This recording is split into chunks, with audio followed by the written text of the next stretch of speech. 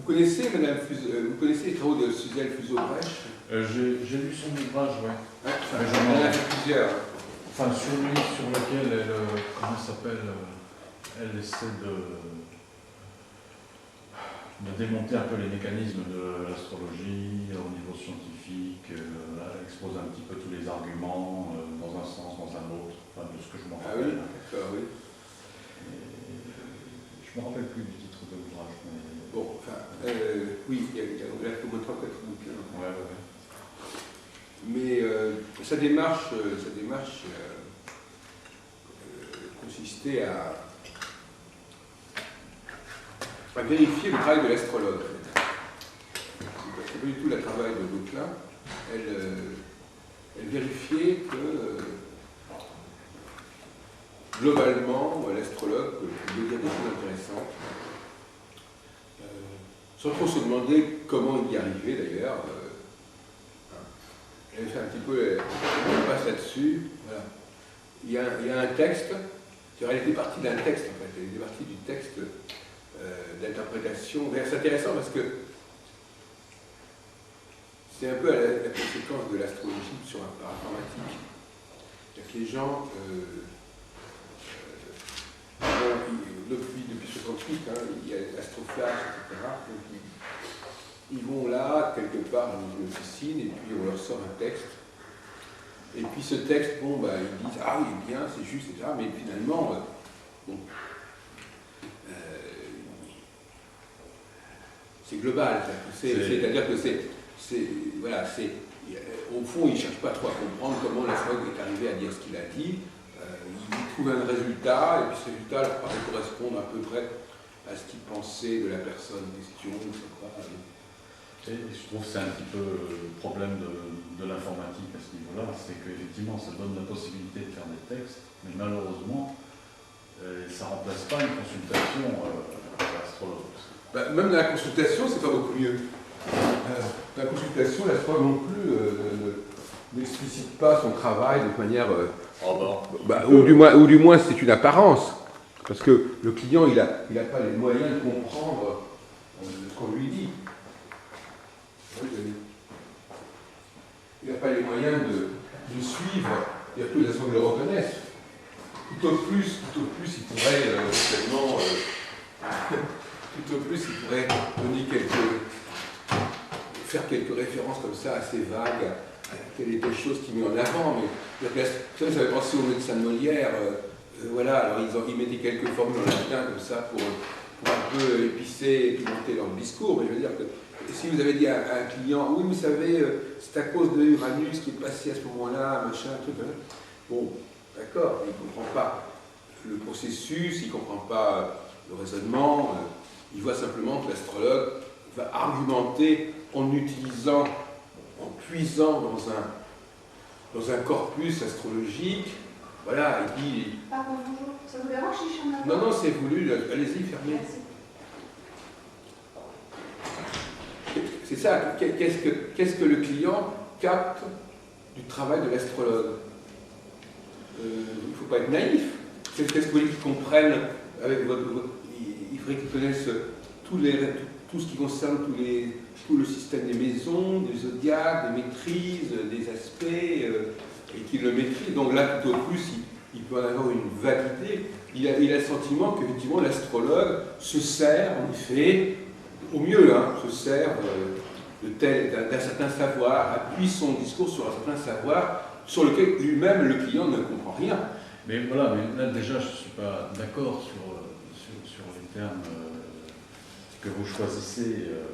La consultation astrologique, ce n'est pas un discours, justement. Si vous la placez en tant que discours, moi, je la conçois pas comme ça. Non, mais même si pas...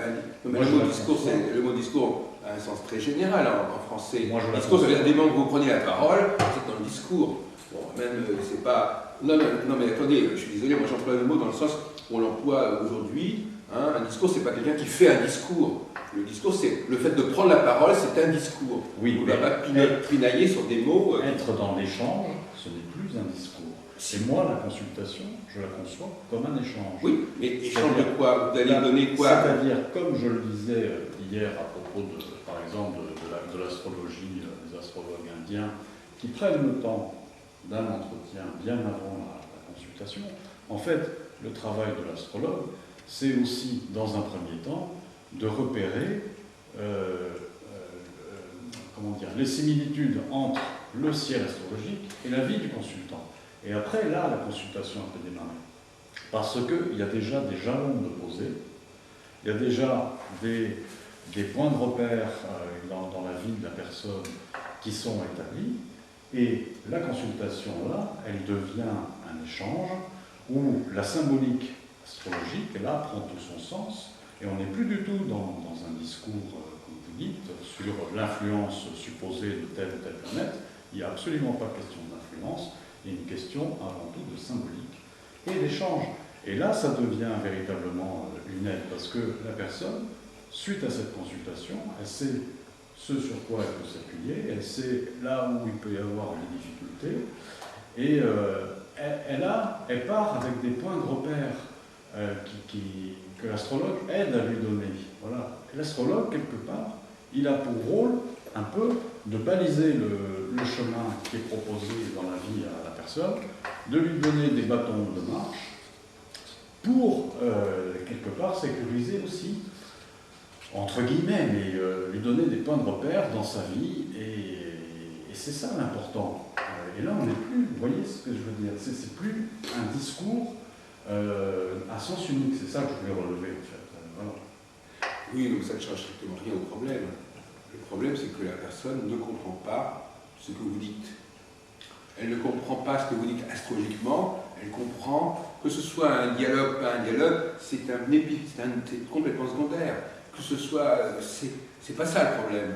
Le problème, c'est que ce que vous dites n'est pas articulé sur quelque chose que la personne comprend. Là, je ne suis pas d'accord non plus. Bon, la personne, au pire, elle va dire, lui, l'astrologue, lui, il se comprend. Il se comprend. Mais moi, je ne comprends pas ce qu'il dit. C'est tout le travail, justement, de l'astrologue. À moins que vous ne parliez d'un langage tout à fait à son niveau, et à ce moment-là, vous ne parlez plus d'astrologie. Bien sûr qu'on parle d'astrologie. Non, mais elle ne verra pas en quoi c'est de l'astrologie. Soit vous parlez d'astrologie au sens... Bon, ou bien vous parlez d'astrologie et elle ne comprend pas, ou vous ne parlez pas d'astrologie, elle comprend, mais à ce moment-là, elle ne voit pas le rapport avec l'astrologie. Si vous parlez de Mercure, la personne, elle comprend moins bien. Si vous parlez de ses écrits, de sa façon de communiquer, elle comprend tout de suite. Hein. Alors, si Mercure est maître de la maison 8 et que vous lui parlez des écrits en rapport avec les angoisses, avec l'inconscient, elle comprend tout à fait de quoi vous parlez. Mais bien sûr qu'elle comprend, mais elle ne comprend pas le savoir auquel vous vous référez. Ah, mais ça, d'accord. Non, mais elle comprend. On ne va pas jouer sur le mot comprendre. Comprendre, tout le monde comprend. Elle comprend quelque chose, mais elle ne comprend pas. Vous prenez le mot au sens que le mot quelqu'un qui comprend réellement, c'est pas ça. Quelqu'un qui comprend ce que vous êtes en train de lui dire, c'est quelqu'un qui comprend les tenants et les aboutissants de ce que vous dites. Bon, donc là, on est très loin. Vous parlez de la maison 8, bon, quelle maison 8, qu'est-ce que c'est que les gens, qu'est-ce qu'ils savent de la maison 8, et puis est-ce qu'ils savent que cette maison 8, je veux dire, bon, je vous donne un exemple. Je veux dire, en venant ici, j'ai réfléchi à... Regardez, par exemple, prenons le cas de la Lune, par exemple. Quand les gens disent, il y a une pleine Lune, si vous parlez de la Lune, par exemple, les gens comprennent. Hein, on est d'accord. Ils voient eux-mêmes, ils voient qu'il y a des pleines lunes. Vous dites à quelqu'un, pleine lune, bon, il comprend. Il sait qu'effectivement, il y a une pleine lune. Et il sait non seulement qu'il y a une pleine lune, mais il sait aussi qu'il y a une nouvelle lune. Il comprend, au moins là, il sait de quoi vous parlez. Il sait que la lune, on la voit. Il sait que la lune, elle a un cycle. Donc là, quelque chose est compréhensible. Et en plus, tout le monde la voit en même temps. En plus.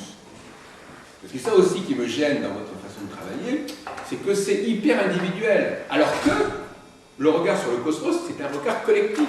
À un moment donné, il se passe quelque chose dans le cosmos pour tout le monde. Tout le monde voit la même chose. Donc, vous n'êtes pas encore... Donc non seulement la personne ne sait pas à quoi vous vous référez, mais en plus, vous vous référez à quelque chose qui serait quelque chose d'un ordre qui lui serait propre à elle, qui ne serait même pas de l'ordre du collectif, du cosmos collectif. Il faut quand même... Non, mais on est là pour prendre conscience de problèmes. Et oui, mais ça, c'est votre point de vue. Moi, je ne suis pas là pour défendre votre point de vue. Vous défendez une astrologie collective qui s'applique dans à tout instant, à tout le monde. Donc moi je travaille sur une astrologie, effectivement, pour l'individu. Une astrologie divinatoire. Pour une astrologie pour l'individu. Oui, mais l'astrologie pour l'individu, c'est déjà une contradiction dans les termes. L'astrologie ne peut pas être pour l'individu. Mais ça, c'est votre point de vue. Oui. Si vous dites l'astrologie ne peut pas être pour l'individu, quelque part, ça devient du dogme. Ça devient de l'ordre du dogme, là, votre affirmation. Mais quand vous dites que l'astrologie peut servir à l'individu, c'est aussi un dogme. Je dis peu. Bon, j'affirme pas. Moi, c'est mon. Non, ne n'ayons pas sur le mot. Peu, pas peu. N'empêche que on est dans les dogmes dans les deux cas. Ce qui est clair, c'est que d'abord. C'est ma conception. Non, c'est pas votre conception, c'est la conception qui est de celle de 95% des astrologues. Pas par exemple. Mais l'astrologie. C'est pas personnel comme point de vue. Ah, bonjour Ariane Datis. C'est aussi un point de vue personnel. Non. Bonjour. Lui, il est venu de Béziers. Bonjour Jacques. Alors, installe-toi, voilà. Je m'installe. Bon, là, on est en train d'attendre un petit peu. Là. Donc, non, parce que c'est important qu'on ne soit pas dans les tête-à-tête, parce que là, ça devient insupportable. Il faut qu'il y ait plusieurs personnes. Parce que, bon, non, mais donc, effectivement, il faut pas mettre la charrue avant les bœufs, monsieur Garçon. Il faut commencer par le général pour aller dans le particulier. On est d'accord là-dessus. Dans n'importe quel domaine, c'est comme ça que ça se passe. On définit d'abord, vous allez acheter une voiture, après, vous pouvez en faire ce que vous voulez de la voiture. Mais la voiture, elle a été fabriquée à 10 000, 100 000, 1 million d'exemplaires. Donc, ne vivons pas dans nous vivons dans un monde, il ne faut pas être, je ne sais pas dans quelle planète vous vivez, mais d'une manière générale, on est dans un lieu, par exemple là, on se réunit à telle heure, à tel endroit. Bon, alors il y a peut-être une dimension individuelle, mais jusqu'à preuve du contraire, on est là à telle heure. Et si on ne va pas à cette heure-là, ça ne va pas marcher. Donc, non, mais la vie, elle est faite. Commençons par les choses élémentaires de la vie réelle, avant de commencer par des problèmes individuels. Nous sommes là ensemble à discuter de ce thème-là. Il n'empêche que vous êtes né il y a un certain nombre d'années à un certain endroit. Moi, je suis né à un autre nombre d'années, à un autre endroit. Et on parle la même langue. Nous avons un lien différent et cependant individuel à l'astrologie. Quelque part qui est aussi un lien collectif, puisque bon, on s'intéresse aux mêmes planètes. Mais bon, ça vous gêne. Ça vous gêne ce point de vue. Mais non, mais avant d'insister sur ce qui diffère, avant d'insister sur ce qui distingue les gens, commençons par parler de ce qui les rapproche, monsieur Garçon. Eh bien, ce qui les rapproche déjà, c'est l'ensemble des planètes.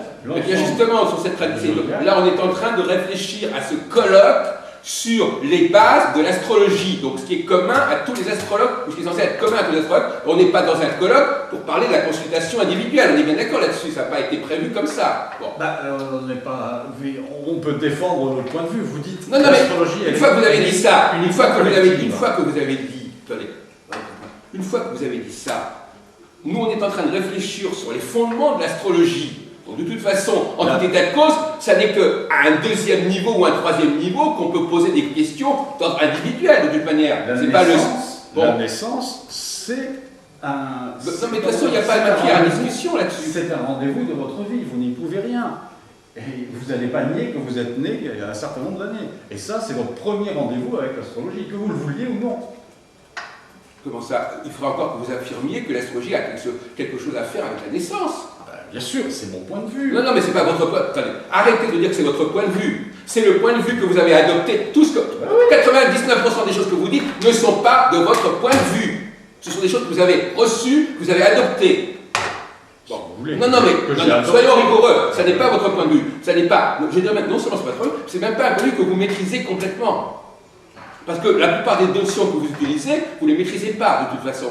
Le système des maisons, pourquoi telle maison et ceci, ça, vous ne le maîtrisez pas. Donc c'est pas votre point de vue. Vous avez reçu quelque chose, vous le reprenez, ça n'est pas votre point de vue et vous ne maîtrisez pas votre sujet. Je trouve que l'idée, elle est bonne et je l'emploie. Oui, mais c'est pas votre point de vue. Bien sûr, vous récupérez, vous récupérez. Oui, d'accord, non. Les gens qui vous écouteraient diraient « Ah, mais monsieur Garçon, il a élaboré un système qui lui est propre, etc. » Or, vous avez rajouté quelques petites choses dessus, mais globalement, tout le monde sait très bien que vous référez à des choses qui sont très anciennes et que vous reprenez à votre compte, sans d'ailleurs complètement les comprendre et les maîtriser. Je les comprends un petit peu quand même. Non, mais je les ai adoptées parce qu'elles me semblent pleines de bon sens. Mais pleines de bon sens. Mais on a vu à tous les niveaux qu'il y avait des incohérences à toutes sortes de niveaux. C'est votre point. Avant, vous ne captez pas vous ne captez pas les incohérences de la tradition dont Par exemple, je regardais encore ce matin le Sagittaire. Le problème du Sagittaire, par exemple, c'est d'apprendre à maîtriser la parole. Comme le Bélier, c'est d'apprendre à maîtriser la pensée. Vous voyez, on n'a pas les mêmes points de vue sur les signes. Non mais on n'est pas, c'est même pas le on n'est pas en train de discuter de ce problème-là. C'est même pas le sujet, c'est même pas le sujet. Il n'y a pas de différence entre nous, on n'en a pas parlé et c'est pas le sujet. Donc on n'a pas de point de vue là. Je vous ai jamais dit que j'étais. On n'a jamais discuté de la conception qu'on avait. Je parle un petit peu de l'astronomie et mythologie que vous mettez dans l'ordre du jour. Oui, mais quel rapport avec le Bélier Sagittaire? Eh bien, par exemple, dans les mythes du Bélier et du Sagittaire, il y a ces aspects-là qui sont développés. C'est pour vous dire mythologie, dans le mythe du Bélier et du Sagittaire, c'est pas ça, c'est des surinterprétations. Ça n'existe pas dans le mythe lui-même. Je ne veux pas trop vous parler. Il n'y a pas de. Où est-ce que vous avez vu des discours là-dessus? Dans les manuels d'astrologie, peut-être. Bien sûr. Mais c'est pas de la mythologie, ça. Ah ben, c'est de l'interprétation mythologique. Voilà, c'est une surinterprétation, un rajout, un plaquage sur la mythologie de ce sont des interprétations qui font sens pour l'être humain. Effectivement, pour le scientifique de l'université d'aujourd'hui, ça ne fait pas sens, parce que la science d'aujourd'hui ne peut pas capter ces données-là. Ça ne fait pas partie de son langage. L'astrologie, il y a différentes formes de science. L'astrologie, c'est quand même, à mon avis, une science humaine où il y a une partie extérieure et puis il y a une partie intérieure. Donc, si la science d'aujourd'hui, elle ne veut considérer l'astrologie que du point de vue d'une éprouvette, elle ne peut pas toucher à ces choses-là. Ça ne fait pas partie de... Non, on ne va pas s'enfermer dans un ghetto, on va nous enfermer dans un genre de ghetto où on ne peut pas communiquer avec le monde scientifique, où l'individu ne peut pas communiquer avec la société, à la limite. Je veux dire, c'est la représentation d'un univers psychique assez bizarre, finalement. C'est vrai que finalement, je me demande comment, à propos de cette diaspora, il faudrait savoir quel est leur univers intellectuel et leur environnemental, parce que là, ça devient un peu inquiétant. On n'est pas dans l'incommunication. J'ai jamais dit qu'on ne pouvait pas communiquer avec le monde scientifique ou avec les historiens. On peut tout à fait communiquer, à condition de s'en donner les moyens. Bon, enfin bref. Mais de toute façon, le colloque s'intéresse au fondement de l'astrologie. Et par conséquent, il n'est pas question non plus d'utiliser, je l'avais dit en début de colloque hier, il n'est pas du tout question d'utiliser la pratique astrologique pour valider quoi que ce soit. Il s'agit de comprendre les savoirs. Voilà. Bon, alors je voudrais on va commencer à parler ça sérieusement, parce que là, effectivement, je vous ai préparé des papiers que je vous distribue pour commencer sur... J'ai fait allusion rapidement à ce problème d'hier. Merci. Mais là encore, il aurait été préférable de les... Pour revenir à ce débat, il aurait été préférable de... Je vous donne des papiers, mais il aurait été préférable de les voir au tableau ensemble. Non, je dis ça en plaisantant, mais je veux dire qu'effectivement, je dis toujours, il est bien qu'on puisse voir ensemble quelque chose. Hein, je reviens à des fondamentaux, c'est-à-dire que c'est bien de regarder le document, mais c'est bien d'avoir un document qu'on voit au tableau et qu'on voit ensemble. Pour dire que, quelque part, le voir ensemble, c'est quand même mieux que de le voir chacun dans son petit coin. Un portable, si tu as un portable, tu pourrais le... Non, mais peu importe, je ne suis pas en train de dire ça. J'en tire une conclusion, une leçon au niveau psychologique. Je dis qu'effectivement, c'est mieux, mais ça veut dire aussi que, quelque part, naturellement, on préfère voir les choses ensemble que dans son petit coin. Et là, l'astrologie, il faudrait qu'elle entraîne de la graine de ça. Parce que dès qu'on s'enferme dans un regard personnel, on regarde, tiens, moi je regarde mon petit dessin, alors, bon, moi je peux, évidemment, ça va être revenir au même, mais globalement, c'est mieux d'avoir un truc qu'on voit ensemble. Même quand on dit, il y a la lune, on la voit ensemble. Elle n'est pas chacun, voilà. Non, parce que c'est pour dire qu'il faut attendre la subjectivité, voilà, je regarde mon petit dessin, et puis je ne sais pas si l'autre regarde le même dessin, etc. Donc on va faire comme ça, mais je l'ai fait un peu exprès pour montrer qu'on a quand même des réflexes de faire les choses ensemble, de voir les choses ensemble, et que quand on fait de l'astrologie, on est souvent dans une autre logique. C'est-à-dire, on va étudier votre cas particulier, votre thème personnel, etc. Alors qu'en réalité, nous avons nous-mêmes des comportements collectifs extrêmement forts. Nous comprenons que la vie sociale est faite de choses qu'on voit ensemble et qu'on regarde ensemble et qu'on fait en même moment. Et quand on fait il y a une certaine façon d'après où on est complètement décroché par rapport à ça, et où effectivement on fait, voilà, je vais étudier votre thème à vous, et puis on va regarder votre cas à vous, alors qu'on sait très bien qu'on est dans un collectif et qu'on est dans un vécu ensemble. Donc effectivement, je voudrais, pour un petit peu donner le là à cette deuxième journée, toucher à un sujet absolument essentiel pour toute personne qui fait de l'interprétation astrologique, à savoir l'ordre des maisons astrologiques. Alors, je ne sais pas si vous vous rendez compte que les conséquences que ça peut avoir, et ce qui serait amusant, c'est de savoir, est-ce que ça fait, par exemple, Ariane Datis, vous la connaissez peut-être, c'est notre amie là, qui est là, est-ce que, je vais poser une question comme ça, un petit peu à brûle pour point, imaginons que vous aperceviez, par exemple notre ami, par exemple garçon, lui il s'est aperçu un jour ou l'autre qu'il préférait être sidéraliste que tropicaliste au niveau du calcul donc il décale ses signes. Bon. Donc à partir du moment où il a pris conscience de ça, ça modifie son mode de fonctionnement. Bon. Eh bien, c'est déjà courageux. Bon, imaginons que pour quelque raison que ce soit, vous aperceviez par exemple que la maison 7 n'a pas la signification que traditionnellement elle a perdu, il y a des choses qui se sont perdues en route, elle n'a pas la signification que vous lui attribuez d'habitude au niveau de l'histoire de l'astrologie.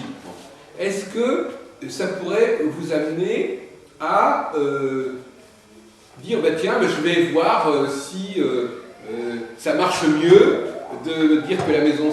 Je sais pas, par exemple, si on dit par exemple qu'il faut intervertir la maison 6 et la maison 7. Voilà. Prends un exemple, on en reviendra tout à l'heure. Mais simplement sur le plan de la méthodologie, parce qu'hier on a parlé de certaines choses, mais il y a des choses qu'on n'a pas posées.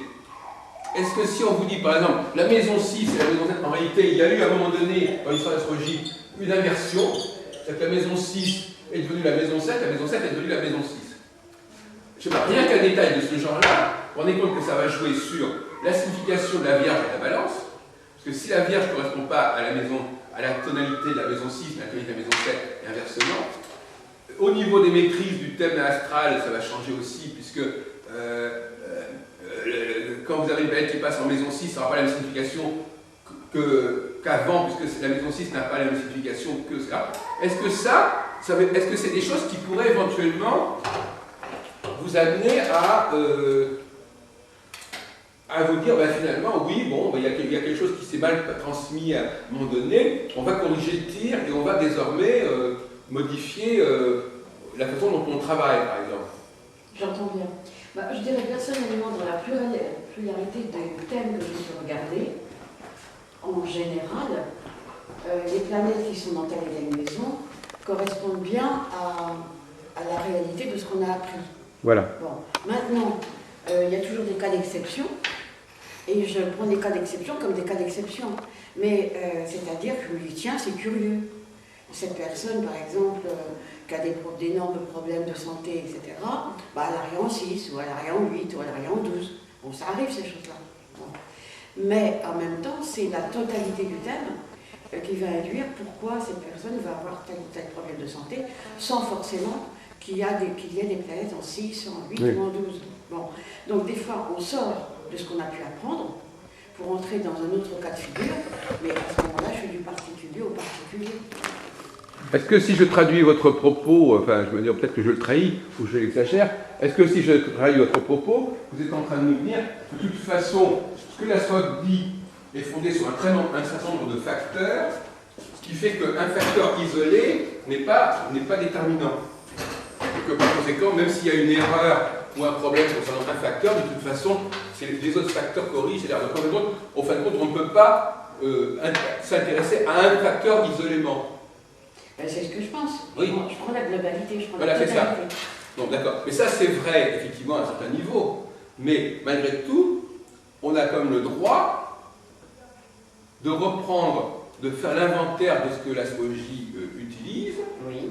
et se demander si, par exemple, la série des maisons, ou la série des signes, ou la série des planètes, est-ce que tout ça est bien cohérent, ou est-ce que ça peut être revu, etc. Alors, je dois dire que personnellement, j'ai peut-être un œil un peu plus uranien ou neptunien, peu importe, mais je dois dire que je m'adapte. C'est-à-dire que j'ai un thème particulier, je me dis tiens, c'est curieux, j'ai donc à découvrir quelque chose, j'ai donc à sentir aussi ce que peut donner les réactions de cette personne, etc. Et puis à chaque fois, c'est un cas de figure, quoi. C'est un autre problème. Et donc, je me dis, c'est vrai qu'il y a une évolution, que les choses ne sont pas aussi... De toute façon, rien n'est jamais figé pour moi. Donc, ce qu'on a appris est une chose, mais si on y place, j'oserais dire, d'autres façons d'apprendre ou de cerner l'astrologie, chacun a sa valeur du moment qu'on arrive à un résultat qui soit le résultat de savoir comment décrypter la chose. Voilà. C'est ça la démarche actuelle des astrologues, c'est qu'en fin de compte, ils font abstraction, ils passent par-dessus le problème de la question de la cohérence du savoir astrologique, pas en dehors du cas. Avant de passer au cas individuel, on essaie de voir si un système tient la route. Quand vous achetez une voiture, vous essayez de voir si vous n'y connaissez rien, évidemment. C'est ça le problème aussi. Si les gens ne connaissent rien en mécanique, la seule chose qu'ils peuvent dire, la voiture marche ou ne marche pas. D'accord, Bon, maintenant, si vous venez en mécanique, le type, il n'a même pas besoin de savoir si la voiture marche ou ne marche pas. Il voit déjà que le moteur, il n'est pas au point et que c'est même pas la peine d'essayer. Bon, donc, et pour moi, ça marche. Je dirais le système fondamental qu'on a pu étudier, que j'ai pu mettre en pratique, etc., moi, je trouve qu'il marche. Voilà. Et puis on y met des nuances, mais ça marche. Merci. Voilà. Non, mais donc, voilà. Alors, je pense, si on revient aux fondamentaux, comment les maisons, à mon avis, elles ont été numérotées, à partir du moment où elles ont été numérotées en correspondance avec les signes. Je parle de leur numéro. C'est-à-dire que si on considère que le premier signe, c'est celui du point vernal de Bélier, donc on a dit, il y a la maison 1 qui correspond analogiquement au Bélier, la maison 2 qui correspond analogiquement au Taureau, etc. Bon, déjà, la numérotation. Après, le reste, c'est, disons, l'interprétation qu'on leur donne, c'est de l'interprétation humaine. Alors, si on peut penser au moins pour 4 maisons, il me semble qu'il y a des choses analogiques qui peuvent bien se gérer. Par exemple, si on considère que la maison 1, comme c'est l'ascendant, ça correspond à jeune, donc on peut penser que l'opposé, donc la maison 7, va être globalement l'autre. Si on considère que le milieu du ciel, c'est quelque chose qui correspond à l'image sociale, etc.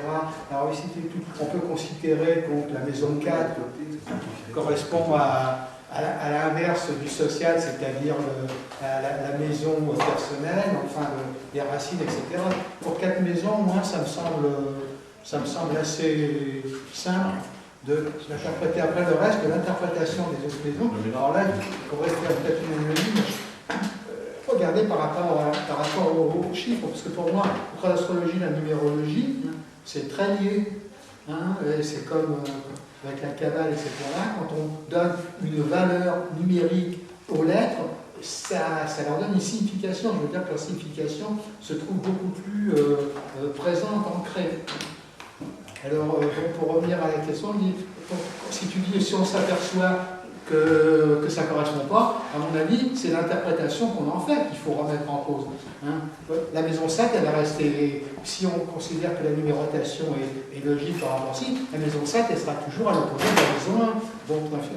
Donc on n'en parle pas. Par contre, l'interprétation qu'on peut en faire, et après on peut toujours la demander, parce que l'interprétation, ça a toujours été une pensée humaine qui évolue, qui pense, etc. On peut se tromper à un moment donné, on peut revenir. C'est comme quand on étudie des trucs en sciences, on fait des théories, on voit si ça marche à 90%, tant mieux, on considère ça comme pour la pensée, on considère toujours ça pour faire avancer, mais on ne dit jamais que c'est la vérité. Une théorie n'est jamais la vérité complète, sauf si elle explique tout. En général, elle n'explique jamais tout. Bon, alors, par rapport à ce que dit Jean-Claude Durand, c'est son nom. On s'était vu une fois. Oui, bien sûr. Plusieurs. Bon, le cas de la maison 7, si tu dis la maison 7 se trouve en face de la maison 1, je crois qu'effectivement, personne ne va dire le contraire, mais ça ne va pas nous amener très loin. Mais par contre, la question de savoir c'est la signification de la maison 7 ou la signification de la maison 8. Alors, tu as raison de dire que dans l'absolu, aujourd'hui, il sur la base de la signification des maisons, il peut y avoir en effet des interprétations. Mais il faut déjà s'assurer que la base est correcte. La base est correcte. Tout le monde essaie de faire des impasses. Il fait des impasses. Elle vient d'où la base? La base, c'est qui a fondé la base? Qui a dit que la maison... Alors donc il faut la prendre comme c'est? Non, je ne dis pas qu'il faut la prendre comme ça. Alors? Non, mais déjà, tu dis qu'il faut regarder la base. Bon, déjà, la base, on ne sait pas, objectivement, historiquement, on ne sait pas trop d'où elle vient. On ne sait pas qui a dit. Non, mais alors on ne sait pas. Attends. Imaginons que ce soit une personne très évoluée qui s'est incarnée il y a longtemps et qui est venue nous dire c'est ceci, c'est cela. On peut considérer. À condition que ce qu'elle a dit ou qu'elle a fixé et ce nous soit parvenu correctement, mon vieux. Bien sûr, mais non, mais c'est là que le problème, c'est la transmission. C'est la question n'est pas de savoir si à l'origine il y a eu ceci ou cela. La question est de savoir si ce que nous recevons, nous, ça fait sens ou pas, déjà sur le papier, déjà dans la simplicité, déjà dans la succession des facteurs. Bon. Pour illustrer la discussion, parce que apparemment notre ami Ariane Datis, elle ne sait même pas de quoi on parle ici. Quand je dis, bon, le problème c'est que... Pourquoi? Non, parce qu'on a déjà une journée de discussion et le problème de dire comment on peut repenser.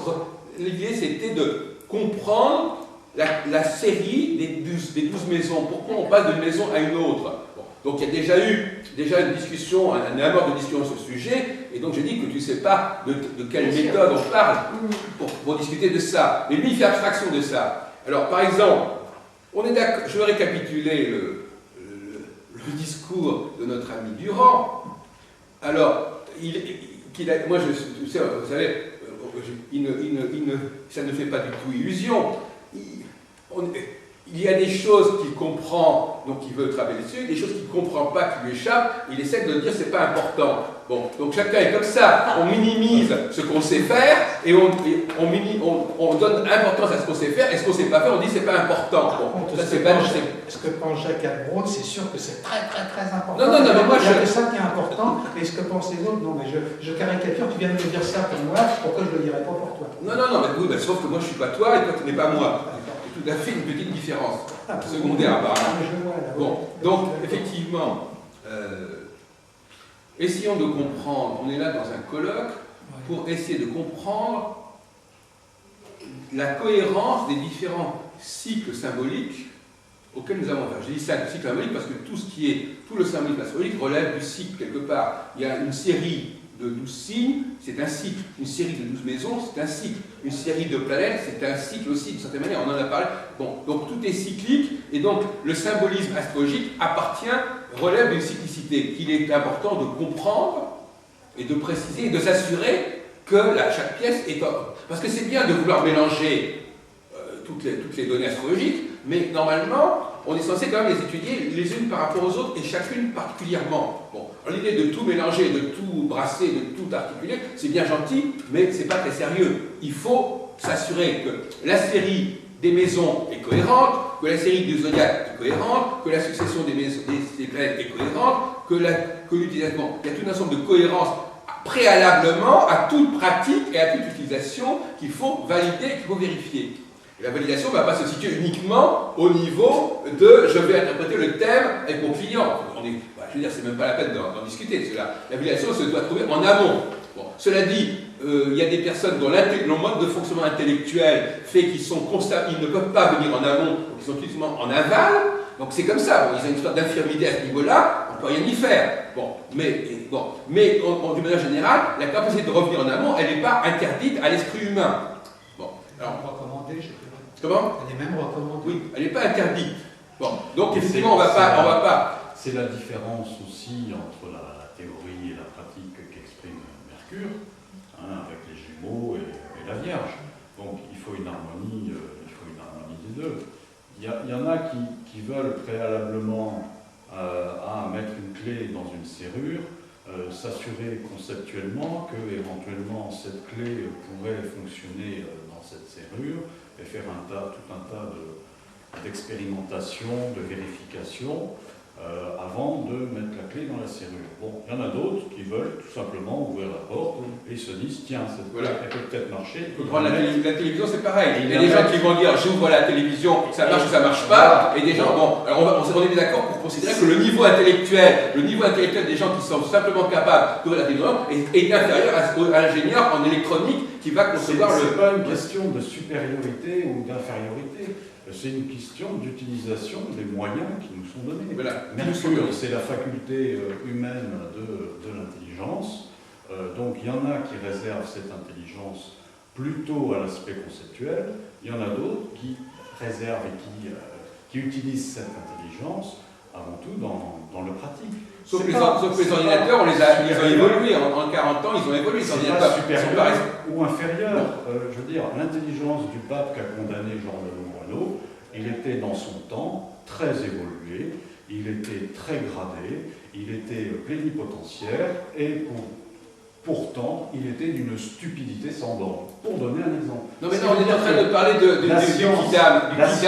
la science terrestre, à un moment donné, elle est le reflet, quelque part, de l'évolution humaine.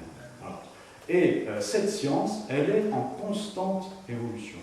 Actuellement, elle est prédominée par tout un tas d'aspects commerciaux qui la brident. Bon, et on en est là avec cette science. Moi, je n'ai pas pour but d'essayer de faire rentrer l'astrologie à la Sorbonne. La Sorbonne ne peut pas accueillir l'astrologie. Ce n'est pas pour l'instant. Voilà. Donc, ce n'est pas une question de savoir si l'astrologie... Des choses qui se vivent en Amérique, voilà. en Angleterre ou en Allemagne, oui. qui ne peuvent pas se vivre en France, parce que le français... Chaque peuple a ses facilités, a ses difficultés. Non, mais avant, non. Je ne sais pas, avant... Si, dans les rois, etc., oui, il y avait l'astrologue, mais je ne sais pas si l'astrologie a été officiellement dans l'université. À l'université, non. Voilà, c'est ça. Mais quand même... Mais comme dit Jacques Albon, ça fait partie d'une institution. Il n'est pas mauvais.